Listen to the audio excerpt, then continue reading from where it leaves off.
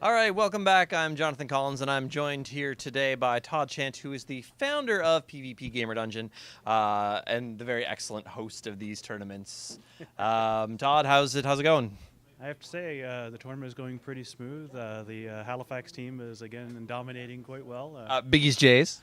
Yes, never knew what the name was, so I always refer to them as Halifax team. But they're dominating the tournament again, and it's just some great competition, and everyone's having fun and enjoying themselves. And the prizes are pretty big again today, which is just driving new players into the game. So, what are the players competing for today in terms of a prize pool? The prize pool is about $3,700. It's our largest one yet, and we are pretty excited that again Swarmio TV is here to stream the event live, and definitely the sponsorship from you guys is helping quite a bit, and it's getting new talent coming from 400 or 500 kilometers away. Yeah.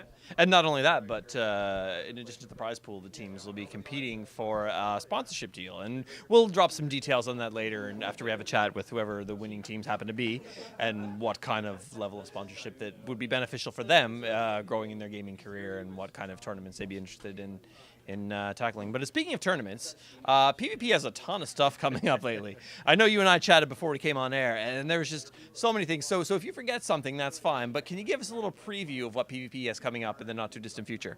Well, over the next month, we're actually hosting our final NHL 16 tournament because it's going to be replaced with NHL 17. We decided that it was about time that we did an Overwatch tournament, so we're doing a 5v5 Overwatch tournament, which should be a pretty huge success. We also have lined up a Hearthstone tournament.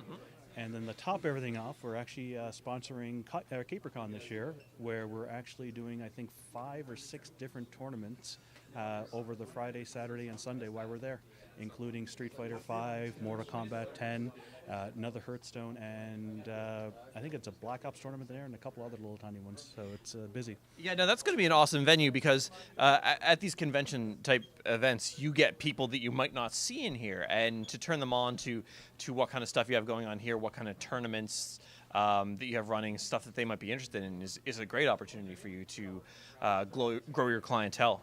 Yeah, exactly. I mean, a lot of people still are hearing about the tournaments we're putting on, which for such a small community, we are surprised, but we're going to get a lot of tourists down to CaperCon, and once they get rid of PvP Gamers Dungeon and the tournaments we're putting on, I'm pretty sure that the participants is going to increase quite a bit over the next month or two in our tournaments.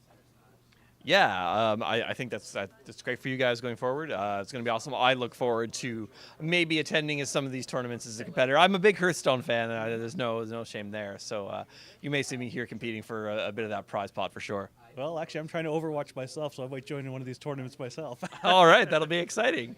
It's a shame that we can't be competing as the same game as one another to see who's the better gamer between the two of us. I'm sure that would be an interesting competition. But, Wii bowling, we'll have to try Wii bowling. Wii bowling it is. All right, Todd, thanks for having a chat with me today. The teams are just getting finished setting up here, so we're going to cut to a quick commercial, and then we'll be back with more action from PvP Gamers Dungeon in Sydney, Nova Scotia.